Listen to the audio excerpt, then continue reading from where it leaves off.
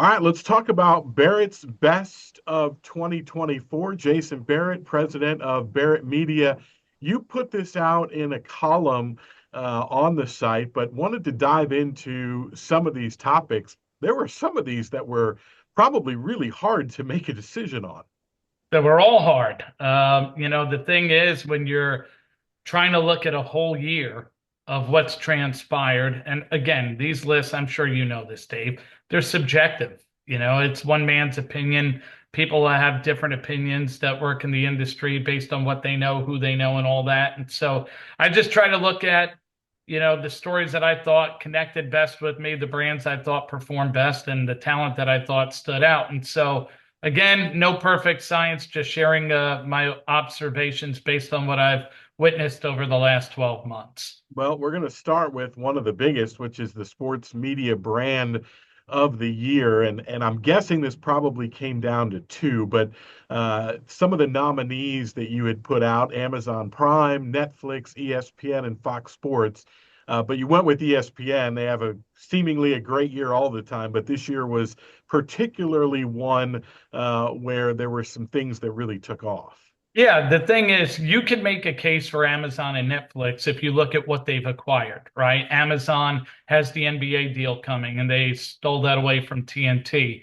Netflix has WWE coming. They just did the Christmas Day football, right? So they've got momentum. But if you look at that from ESPN or Fox's world, they have play-by-play everywhere. That's just one part of the business. What I looked at is if you look at ESPN as a brand, its digital impact is massive. Its streaming approach is incredible. On top of that, just look at the content they produce Monday through Sunday and the various acquisitions they've had. I mean, Jimmy Pitaro did an excellent job acquiring a lot of key talent, which has kept their programs, at the top of the charts. And so, to me, the combination of streaming, digital, play-by-play, and regular programming, I just think puts them on a different level this year. Yeah, and that ties right into the second category of Sports Media Executive of the Year, being the aforementioned Jimmy Pitaro. Yeah, I mean, look, the thing I love about what Jimmy has done with ESPN is he's went big game hunting for top talent. If you look at the past year alone, Nick Saban, Jason Kelsey, Bill Belichick, they, make sure that McAfee is back on College Game Day, and that show has continued to be an incredible home run for the company. He's got the deal coming with Inside the NBA, which they just announced in partnership, basically a licensing deal with TNT. So they are constantly making moves to make a bigger impact in the sports media space. I think you can make a case as well for Jay at Amazon, Bella Vijaria at Netflix. I thought Ryan Spoon did some nice things at Yahoo Sports this year, and Eric Shanks is always going to be right there rivaling Jimmy. You can go with David Burson at CBS Sports, if you will. You could go with NBC. I just think ESPN right now had an incredible year, and that's a reflection on the leadership and the strategy that Jimmy Pitaro's put in place. Yeah, two pieces of their content are up next. Sports TV Talent of the Year, Pat McAfee, and TV Show of the Year in First Take. So two ESPN products. McAfee obviously had another gigantic year, and while Stephen A. may have an even bigger year next year, he had a pretty big one, and that show itself, First Take, had quite a year. Yeah, look, I went with First Take as the show of the year. I think when you're under the microscope that Stephen A. Smith is, and you continue to perform at a high level where you dominate the ratings. Remember, First Take has to do that 5 days a week. I love College Game Day. I love the Manning cast. I love First Things First. I think First Things First has really grown for FS1, but it's not on First Take's level yet. Inside the NBA, everyone loves that show. But if you look at Inside the NBA, Manning cast, College Game Day, they do that once a week. Stephen A. Smith has to do this 5 days a week. And the things that they've done on the show obviously keep them up top. And I think it ties into TV talent because Stephen A. finished right behind McAfee in my voting. I think McAfee, when you look at the Monday to Friday impact on radio, I'm sorry, on TV and digital. Then you combine that with the impact he's had on College Game Day, the impact he's had on WWE. I think that shows he's just well rounded and really made a difference in a few different ways.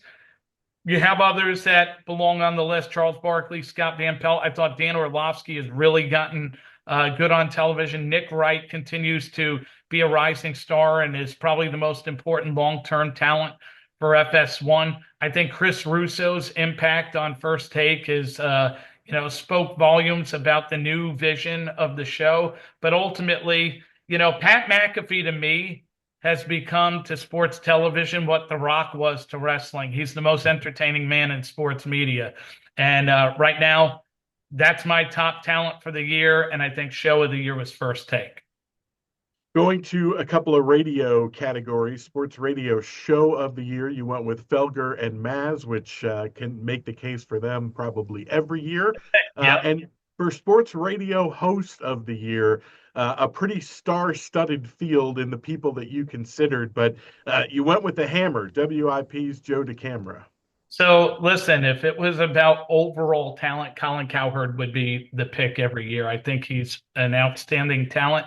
I think him, Chris Russo, and Jim Rome could argue over this award every single year. The thing I looked at this year when it came to host is look at the year that Joe DeCamara has had with Sports Radio WIP. And remember, it was just a year ago that at February of 2023 that Angelo Cataldi stepped away. So this was their first real year of it's now DeCamara and Richie's show. And if you look at the rating success, more importantly, the buzz created. DeCamara is not only a star talent for WIP, but his spots with Nick Sirianni have produced information that have led to a lot of buzz. I think, he added Jason Kelsey to the show, which only comes through building a relationship, which he's done. And so with the pressure of having to replace Angelo, the first year you're just going in there going, all right, it's Angelo's leftover audience. Let me make sure I don't tune them out. This year, it's about him and John Ritchie. And I just think he's done a remarkable job. And so I gave Joe the nod this year for that. And you mentioned that Felger, Matt, you could put them in there every year. It's easy to get excited about the people who grow, but I think it's harder to stay committed to those who continue to dominate. And Felger and Maz, when you look around the industry, tops in ratings across the format, and usually the Sports Hub is it's always pretty much the top revenue performer. And so when Afternoon Drive is doing that, I think you got to give them respect for it. And so those guys, they just continue to do a great job. I had others on the list. I think Mike Valenti is a killer talk show host in Detroit. Mad Dog Unleashed, The Rome Show. I think Jim did a great job evolving this year, making a few business moves that I think have positioned him better for the future. The Musers, I love Ken Carman and Anthony Lima and what they're doing in Cleveland. But again, Joe DeCamara for host, Felger and Maz for the radio show of the year. I don't think you go wrong with either of those. Stephen A. Smith comes in at winning the Sports Digital Show of 2024. He also was a candidate in the Sports Media Feud Award, his beauty with Jason Whitlock. There was also Portnoy and Dan Bernstein, which happened later in the year.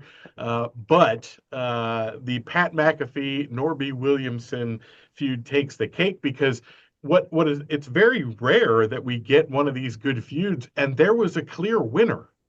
Yeah, look, Whitlock and Smith had a pretty heated rivalry that led to Stephen A. going on his digital show and countering what Jason had said, and Jason following up. And so, any other year that might have won. But when Pat McAfee takes on ESPN management, it ultimately leads to a change in ESPN management.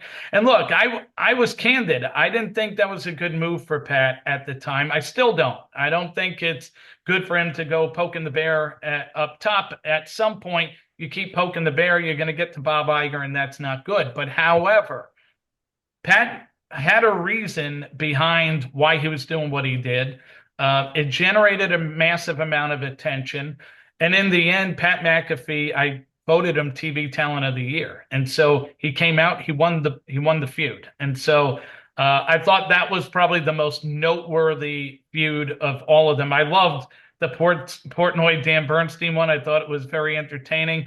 Portnoy is brilliant what he did. The score had a contest for to be a producer for a day. Portnoy bid and won it, which I thought was just genius. It shows why he's always top of mind. But Pat and Norby, to me, was hands down the feud of the year. On digital show, this one was really hard. Like personally, I love what Pablo Torre, John Skipper, and David Sampson do with the Sporting Class. I think it's a great show. I think you can make a case for Dan Levitard doing a really good job with South Beach Sessions. He's gotten into some really good interviews this year. Nightcap is laugh out loud hilarious with Shannon Sharp and Chad Ochocinco. And then part of my take, constantly dominate the podcast charts. They produce massive attention on video. The thing about Stephen A's digital show that I love is that it's a different side of Stephen A than you get on First Take. I think he's really expanded his horizons and showed what he's capable of getting into. You also see a side of humor with him with some of the funny tweets that come in. I love that he'll get into some political stuff, some sports stuff, some entertainment stuff. Jay-Z and Diddy are in the news, and he's talking about it just as he would talking about the NFL playoffs. And so I just think it's a really well-rounded show, which is obviously connected really well. And I don't want to leave out, I thought Purple Daily on a podcast side for sports did a great job. Portnoy, Kirk Minahan, and Ryan Whitney, their no-name show has always got some really good stuff. And Pivot with Ryan Clark did well as well. But for me, digital show, Stephen A. Smith, feud of the year, Pat and Norby. Diddy has been in the news? A little bit. A surprise one in sports media hire of 2024, and I say that because most people probably don't know who Lee Fitting is. You and I do, and you and I have talked already about the changes, the difference that he has made in WWE, but that was a huge hire for them. Look, I knew when I put this one out, people are going to probably sit there and go, what the hell are you talking about? Right? Because they don't look at it the way that we do. I will tell you, if John Gruden had 6 more months with Barstool, this might be a different vote. I think John Gruden at Barstool has been a home run. Like Dave Portnoy made such a brilliant hire there. I think FS1 with Danny Parkins was a home run. I think Shams Charania coming in after Woj was a back to Pitaro making great moves. That was a home run. But look, when you look at what Lee Fitting came in January of 2024, and the one thing I can't say about Gruden, Parkins, or Shams is that they absolutely changed the overall product and presentation. Lee Fitting has done that with Paul Levesque.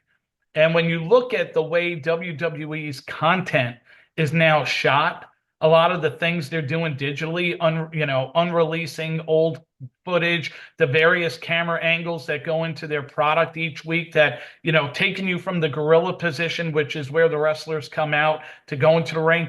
It's a incredibly well-produced program. And I don't want to, discredit Paul Levesque because he's ultimately the head decision maker there. But Lee Fitting's impact on that product is noticeable. And there's a reason now when you watch WWE Raw or SmackDown, you see executive producers at the bottom of the screen, and it says Paul Levesque and Lee Fitting. I know there was a story recently written that painted Lee in a bad light. I'm not here to speak on his character. I don't know anything about what he's, tied to in the past. I will just look at it from a sheer performance standpoint and say what this guy's done to WWE's product the last year is a night and day difference from what I looked at a year and a half ago. So kudos to him. I thought he was a home run hire for Nick Khan and Paul Levesque. I want to remind everyone that all of these Jason wrote about in detail on the site. So barrettmedia.com, you can read the entire article, Barrett's Best of 2024. A few others I want to get into. Sports Media's Most Improved. Brandon and Sal from WFAN. So look, this is a harder category because, like when you're talking about professional people, how do they get better year to year, right? Like I put a couple on this list. I think Carrington Harrison at 610 Sports in Kansas City has done a really good job growing as a host. I think Kevin Wilde on FS1 has really become good on First Things First with Chris Broussard and Nick Wright and is only getting better and more familiar. I think Emmanuel Acho has really grown into his role since moving earlier in the day and becoming more of a lead on FS1. But the thing I like most, and by the way, I don't want to forget them, Amazon's Thursday Night Football pre and post game crew. A year ago, a lot of people questioned, is this the right cast? Is it going to work? I think you saw this year they got better and They it did. became more familiar to people. But I went with BT and Sal because look, I talked first of all, I think they're really talented. I think they've got really good chemistry on the air, a lot of passion. And if you're looking at a show on WFAN that probably connects back to the past in a good way, it's probably them. They are really passionate about sports, not afraid to mix it up. And, sometimes it's a little loud, but that's what you get with their personalities. If I talked about this a year ago, there were a lot of people at that time who were like, is this going to work? Is it too loud? Is there not enough of a difference between them? I mean, you saw the video they did earlier in the year. And by the way, it's come a long way since then. Like when they dressed as characters in the studio wearing face paint was hilarious. I think some of their rants have become incredible digital video. I've listened to it too, and I just think that they're really starting to find their groove as a show. And so the good thing for Chris Olivero and Ryan Hurley is they have a real legit dominant midday show. I really like the show. I think it's got bigger potential for the station. Where that goes in the future, that'll come down to where the station's needs are. If they just wind up in middays for another 10 years, that'd be a success for everyone involved. So I just think that they kind of answered a lot of the criticism and critics early on and really have found their groove. Just mention a few of these: Sports Media Insider of the Year, John Alran; Event of the Year, Fanatics Fest; Sports Media Digital Brand of 2024, Barstool Sports; Rookie of the Year. There were a couple of ex-coaches. I did a column where I gave co-Rookie of the Year because I couldn't make the decision, but you did, and I can't disagree. Nick Saban has been awesome. I was gonna send you a pillow for that. It's called like when you're gonna sit on the fence, you may as well protect your ass with a cushiony pillow. And so when you went with Belichick and Saban, I was like, well, you're in the right department for sure. To me, Saban is just I think they're both you had very valid reasons for both, and I think they've both been great. Like Belichick with McAfee and the Manning cast has been outstanding. I just think Nick Saban's impact on game day has been so good. And I mean, look, I saw it in August. I went to ESPN for a media event and I listened to him speak and I walked out of here and I said, this is going to be like Jason Kelsey was on the same stage and he was a huge get for them too. But I walked out of there and I listened to a panel with Pat McAfee, Stephen A. Smith, Scott Van Pelt, Mike Greenberg all on stage at the same time, which was fantastic. Jimmy Pitaro, a lot of people. And the number one person I walked out of there going, my God, did they just hit the jackpot was Nick Saban. And it's shown up on camera throughout the entire year. He's been must watch television. You can make a case. Some people, I think Tom Brady, the criticism early on was because he wasn't Greg Olson. I think more of it comes because of how much he's making. If Tom Brady were making $2 million, dollars, I don't think people would be going after him the way that they have. But he's done a solid job, but I don't think it's anywhere close as what Nick Saban's done. His presence on game day is why when they get to a point with Lee Corso not being back, they'll be in strong shape. And you couldn't have said that 2, 3 years ago. Yeah, completely agree with that. Also agree with your broadcasting booth. Joe Buck and Troy Aikman are outstanding. Sports media's one to watch next year. Someone who was in the news a lot this year, and that's Danny Parkins now at FS1. Yeah, look, I put a couple names on here. Joy Taylor, I think, is a huge star who's going to only get better at FS1, being more in a lead role. Noah Eagle, his play-by-play is really damn good. And I mean, obviously he's got good genes, but he's really elevated coming into his own. I think I mentioned them earlier for sports radio. I think Ken Carman in Cleveland is a really powerful host who probably doesn't get enough of the national attention that he deserves, but is really good. But Danny Parkin showed up in September on FS1, and you're already seeing it 4 months in. Like, I've been a fan dating back to you were in the building. He was in Kansas City. Loved him there. When the score had a shot to hire him, I couldn't have spoke high enough about him.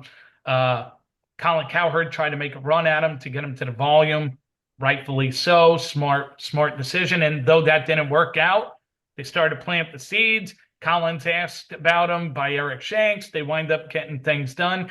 And his chemistry and connection with Nick Wright on that network is going to lead to a lot more spillover between the two. I just think that some of the charismatic stuff he's done with Craig Carton and Mark Schlereth on the morning show has been excellent.